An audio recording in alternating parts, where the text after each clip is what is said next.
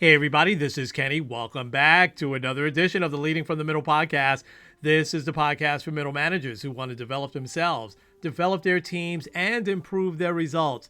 I got the great opportunity to have a conversation with the founder and CEO of Jotform, Aytekin Tank, joined me on the podcast, and wait till you hear some of the things he got into.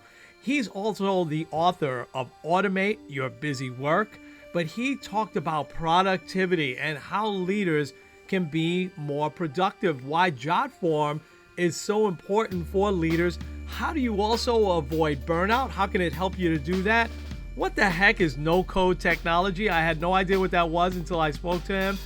And what does he look for in leaders today? You don't want to miss a second of this from this highly successful leader. Let's get at it. This episode is brought to you by Kitcaster. Kitcaster books you on top podcasts. How do funded startup founders attract prospects and talent? Podcast interviews. How do entrepreneurs with exits find new deals? Podcast interviews. How do C-suite execs differentiate in crowded markets? Podcast interviews. Kitcaster books you on top podcasts. Click the link in the show notes for a special offer. Celebrate good conversation. Hey there, everybody. Welcome back to another edition of the Leading from the Middle podcast. I have a terrific leader today that I'm going to introduce because I want to get right to him and really pull so much great advice from him today.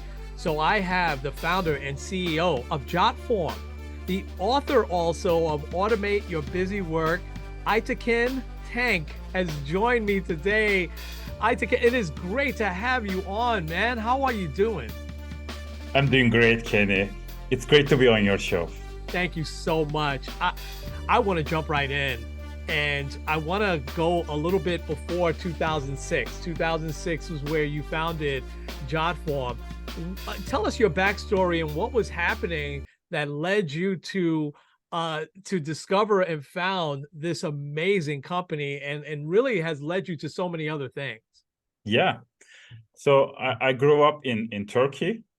And then I studied computer science in the United States. Mm-hmm. And after that, I started working for a media company as a programmer. I worked there for 5 years. And we had a lot of websites. And one of my responsibilities was to create online forms for these websites. And this was a part of the job that I didn't particularly like because I want to work on more challenging things. Mm-hmm. I was creating forms like, contact forms, surveys, polls, questionnaires, all kinds of forms.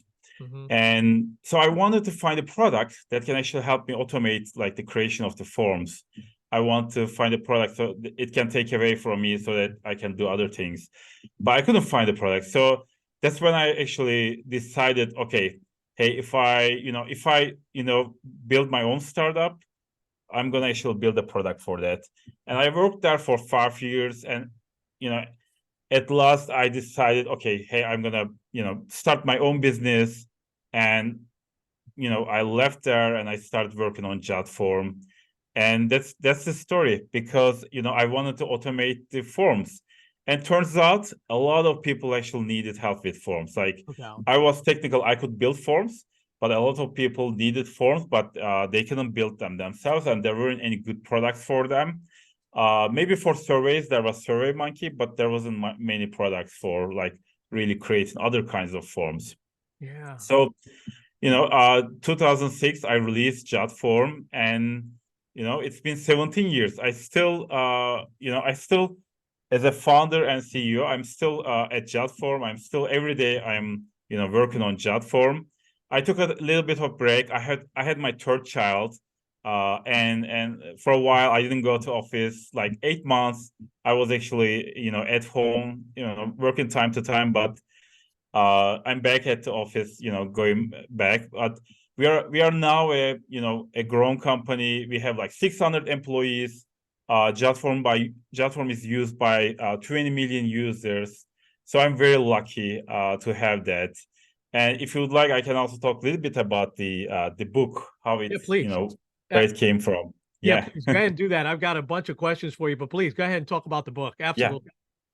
So, so Jotform was going well from the beginning. Like people really needed help with forms, so it was going well. But a few years into Jotform, I was actually buried under busy work. Like I was the founder, I had a few employees, but like all my day was spent with this busy work, like in emails, responding emails for like at least 6 hours a day.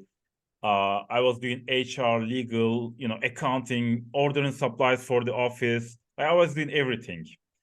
And right at this moment, something else happened. Google actually came out with a competing product. So Google Forms Yeah. became a competitor of Jotform, and they released Google Forms. And like this was a make or break moment for me. This was kind of like a David and Goliath moment, and now this is David, but I'm not quick. I'm actually, now very slow because I'm not being able to, I cannot work on my product anymore because I have like so much busy work. I'm a slow David. So, and I have to beat Goliath. So yeah, this was a tough moment, make or break moment for me. And I decided, okay, I'm gonna find a way so that I can really work on the important things. And the solution was automation. I started automating everything. For example, instead of spending like 6 hours a day on emails, I was able to reduce that to 2 hours a day. Wow. So, and I was able to spend the most important part of my day, which is like mornings I'm most productive in the important things, like how to, make our product great so that, people don't even look at Google Forms.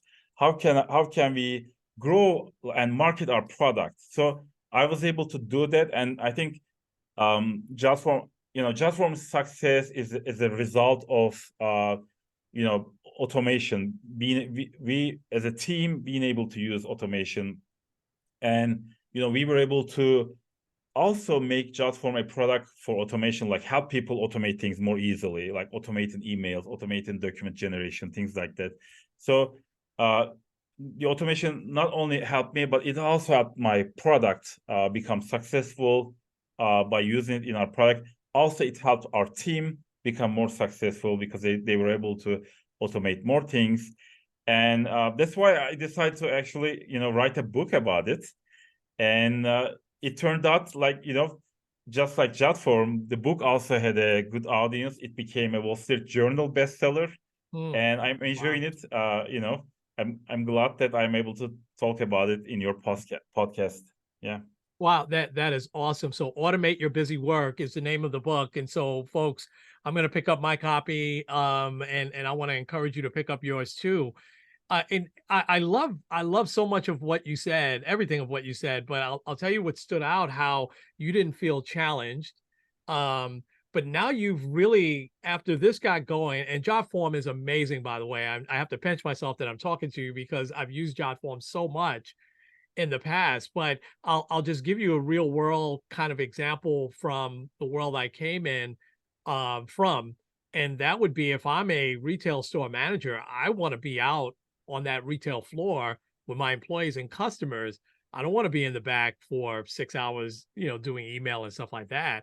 And this has helped so much. I know, in my work life now, as well as in my work life in the past. So, and so you take that to another level as you've helped others now.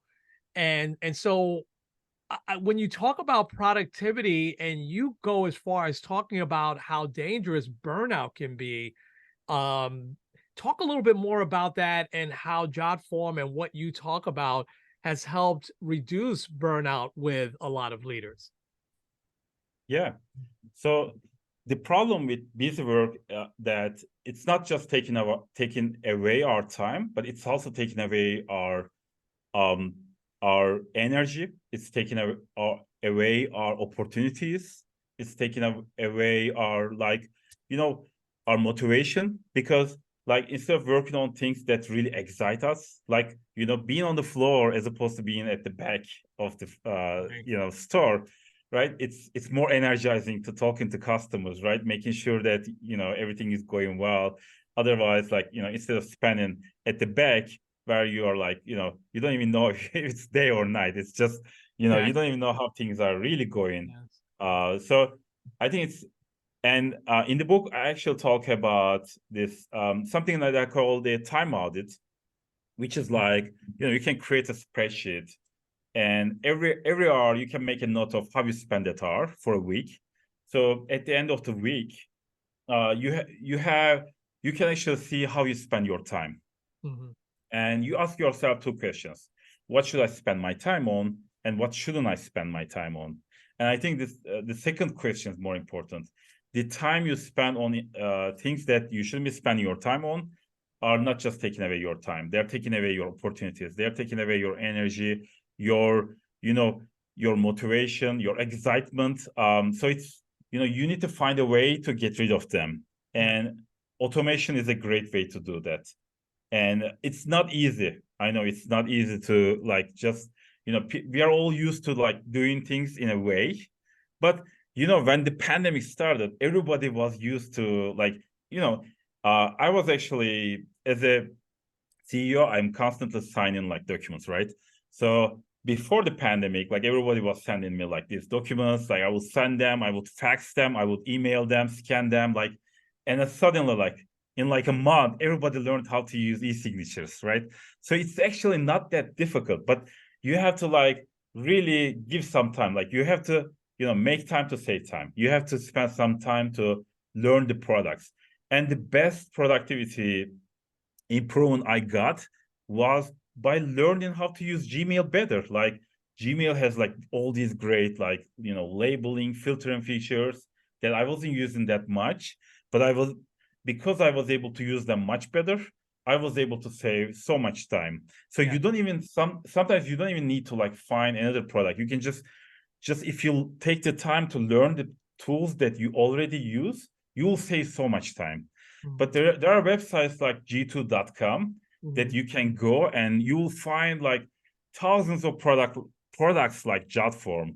And some of them are like called no code. So no code is kind of like if you are kind of building your own solutions using like it's like Lego pieces, right? It's like if you go start using a product and then you have a problem, right? And you solve that problem by just like customizing that product into your needs and by changing that product. And at Jotform, like we have like when you create a form, right? You have all these like different kinds of form features, form fields that you can add to your form. So you can customize your emails, you can create new emails, like you can send like a reminder emails, okay, you didn't fill this form. So you can actually create condition logic so that like if someone asks a question that, if someone says yes to a question, you can show a different question, or you can, give them another page of questions, or you can show them like different page on their thank you page, on their email. So basically like you're kind of creating, and it's so much fun because you're creating your own solutions, like you are making your own solutions, and that's also so much fun. So in the book, I talk about this, the automation flywheel, where you are actually, the first step is divide and conquer. The second step is design and implement, and the third step is build, refine, and iterate your systems. So it's a process. It's I had to write a book about it, but basically it's about like understanding your workflows, finding solutions for finding ways to automate those workflows, and building your systems and refining and iterating on those systems so that you have a system that works on autopilot, so that you can actually spend your time on the most important things, so you don't burn out. Because the things that you shouldn't spend your time on are actually the things that burn you out. And that's the story. Yeah. That is so awesome, and I love that it starts simply with you, taking every hour and really breaking down what you're doing and then building it from there. I love that. And so another big reason to pick up your book for sure. Um, when you've seen, now you also talk about peak hours and or where our productivity is at. Talk a little bit about that, because I think a lot of leaders don't have that type of awareness. Yeah. So every morning, I have this routine that, I go to gym I send my kids to school, take a shower and sit in front of my computer. And there are things that I don't do. I don't check my emails. I don't check my phone. I don't check social media or news or notifications. Anything. I don't check YouTube. So what I do is I'm using Mac, and I launched this app called IA Writer, and it's basically a notebook, note app. So it's you can use any note app, text editor instead of that. But I love this because I can make it full screen, and I can change the background, and I change the background is black. So every morning I sit down in my computer, and I only see this black screen, and I have one of those nice Mac monitors. Yeah. And just a black screen and a single blinking cursor, white blinking cursor. So this is this is what I have and nothing else. Like everything else is blocked. And, all my notifications are silenced on my computer and on my phone. And basically I ask myself, what's the most important thing that I should work on today? And sometimes it's not easy. Sometimes I feel tired. Sometimes it's, I don't feel like answering that question, but there's a tool that's called journaling, so morning pages. It's called morning pages. So it basically you just write down whatever comes to your mind, and that's what I do. I'm just writing whatever comes to my mind, and into third paragraph, something actually just and one of the things I do is I delete that. Whatever I read, I will delete it, because I know that I will delete it. I can just tell whatever I want to tell. It's being in a therapy session. Yeah. So I just tell everything to the text editor, and suddenly the most important thing that I should work on is appearing, and I can just and I until noon, I will just work on that thing. Sometimes it's just something, I need to do a research. Maybe it's just maybe it's a strategy that I need to develop to solve a problem in my business, or it's a chapter that I should write for my book, or it could be something that I need to learn so that I can do something. So I just spend those my most productive 2 hours with the most important thing for me. And once I do that, everything else feels so easy, because I accomplished the most important thing in my for me personal or for my business. So meetings or emails, everything else feels so easy because I feel like I accomplished a lot.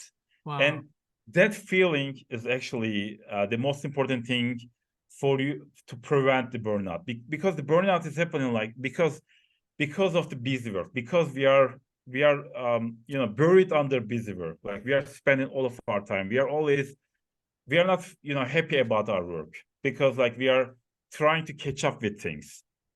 And if you can spare some time for yourself, you will not have that feeling. You will feel like you are accomplishing things, and then everything else comes much more easier, and you have the motivation and energy to do other things as well. And it's also about the long term, right? So there's this Eisenhower actually has a nice quote. He says that there are two kinds of problems: the urgent ones and the important ones. The important ones are never urgent, and the urgent ones are not important. So basically what's happening is that because the things that feel like they are really urgent, they are time sensitive, we need to take care of them. There's a notification, there's a email coming from someone else, someone is requesting something. These feel important, even though they are not important. They're urgent, they are time sensitive, you have to take care of them, but they're not really important. The things that are really, really important are, most of the time, nobody is telling us that, hey, you need to take care of this important thing, right? So for example, you need to exercise, you need to eat well, things like that. Unless you're a child, like nobody's telling that. It's like, you have to think about those important things yourself. Yeah. And same thing for in your business as well. Like business is like constantly, you have all from every point, every corner, there are things coming at you, and then you have to take care of them constantly, but you never spend your time on the important things. So you have to be proactive and just spend some time, like time box do a time box on important things, so that before you work on all those like urgent things, you take care of some stuff. So that's my strategy. And I also call this strategy the hunter strategy, because like in the old ages, like the cavemen, when they woke up, they would, they would have only one thing in their mind, and that's their hunger, right? They have to take care of that, their hunger. Yeah. So that's the hunter strategy. Take care of the important things first. Yeah. Oh man, I love that. I love that you said everything else gets blocked out when you first get up. There's no notifications, you don't look at email or anything else. You just have this blank screen, and and you're typing in what you need to get to your day. And it's almost like that's filling you up with that energy to get through the day. I think that is just some great advice. Wow, I loved every second of that. Um, I want to ask this because I have I aside from what I read about it with you, but I really wasn't familiar with what is no code technology, and why is that important for leaders to know about? Yeah. So the no-code technology is, and I talk about in detail in the book as well, is basically, so there are actually three revolutions going on right now. The first one was coined by Mark Andreessen. He said, like more than a decade ago, he said, software is eating the world. Everything is becoming software, right? Mm-hmm. Travel agents, you would have travel agents in the past, right? You would have the cars are turning into computers. Everything is becoming software. Everything is becoming online. Mm-hmm. And I think this is a good thing, because it gives us so much more flexibility. It gives us so much freedom. Like we can do much more. We can accomplish much more. In the past, like only like the big companies would have access to the kind of automation that we have today. And we have these thousands of products that can actually solve the problems for small business. So it's also democratizing the level the play field for the small business as well. So it's so the second revolution is the no code or SaaS revolution. So there are all these like thousands of products, and I think the best way to see this is to go to like g2.com, and there are similar websites, but G2 is the most popular one. Mm-hmm. And on g2.com, you can actually see, whatever you want to do, you will see all these online products which you can use to, use in your business. Jotform is a good example for this. And the great thing about these products is they can also integrate with each other. So there are products like Zapier and Make that actually connects these products. So for example, you can connect Jotform form with a CRM like HubSpot or Salesforce, or just with Gmail, just using Zapier. So you can connect like multiple applications together so that they trigger each other, they send data to each other. Mm-hmm. So you can build your own solutions. Mm-hmm. But to give an example with Jotform, so you don't have to know anything about technology. You just create an account on Jotform, and it's free. And you start building your form, like just add your question, like text box, radio button, drop down. You add questions, you create a form, and that's it. Like that's in 5 minutes, you can create a form. And when you send that form, when you give that form to someone else, or when you put it on your website, you can embed on your website as well. That's when someone fills that form, you get a response by email. Mm-hmm. So this is the basic blocks, but you can build so much onto this. Like you can create emails, automated emails. when they fill the form. You can generate documents, like you can create custom PDF files with the data you receive. You can create workflows like approval flows. Like, so if someone fills your form, this goes to someone else. Someone like approves that request, and then that triggers another email. So basically, the workflows you have in your business, they can be automated, and they can be automated using the no-code products. And the third revolution is the AI revolution, and this is coming really big. Yes. And what AI does is like these two revolutions even bigger, because AI makes things much more flexible, much more approachable. So it's, leveling the playing field even further, because now you don't even have to be like technical. You can just say something to the AI, okay, do this for me, and the AI does that for you. And you can go to ChatGPT, ask a question, and it gives you an answer. You can ask further questions. So it's just, the technology is becoming much more easier for people, and just no code is for people to products that allow people to build their own products without knowing any technology. Wow, that is awesome. And that's so important. And again, a big time saver, once you get all of the grunt work out of the way there. I love that. I can't let you go. This has been amazing, by the way. I'm learning so much. I can't let you go though, because with the company that you built, there's got to be at least a couple of things that you look for from your leaders. What would you say would be one or two of the top skills that leaders should have today, here in 2023 and going forward? Yeah, I would say there are two things that are really important, and that's that differentiates between. I think I will say three, actually. Sure. There's another one that I really want to mention. So ownership, like numbers, like the analytics, the second one, and the third mindset. So the first one, ownership. So the thing that really separates a good manager from like an average manager is ownership. If you feel the ownership, whatever part of the business that you are responsible for, it could be a team, it could be, as you said, like it could be a store, it could be a product, it could be a process, that you should feel like an owner of that. And you should have this entrepreneur mindset, that you are not just like, you don't just leave it as you don't just do your job. You also like try to add as much as possible, own it, and find ways to improve it.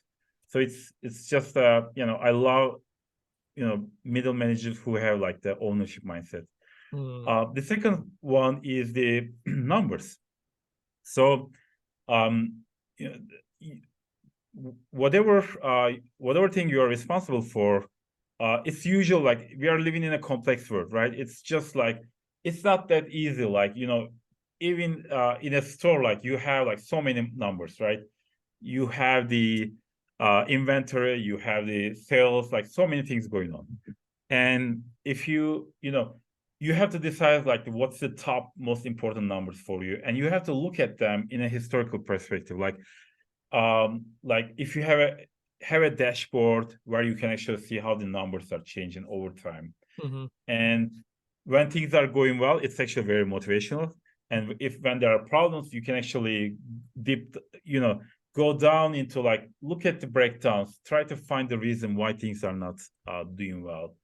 And I really I think it's really important to look at the numbers, because they give us the solutions. They tell us when there is a problem. They give us like, they tell us when there is an opportunity. So it's like having that analytics numbers is really important. And the third one is growth mindset. And the middle managers who are actually watching this podcast probably don't need any lecture about that, because they're actually taking time to listen to this. Yes. And I think this is and reading books, reading articles, blogs, and listening to podcasts like this, I think they're really useful because they can give you new ideas. They can help you improve and become better and grow as a middle manager. I think those three things help middle managers become much more successful. Yeah, that's great advice. And so leaders, hopefully you took that in, because here's a leader telling you what he looks for and what is so important. And I think that's universal. That'll carry them for years if they have those three things.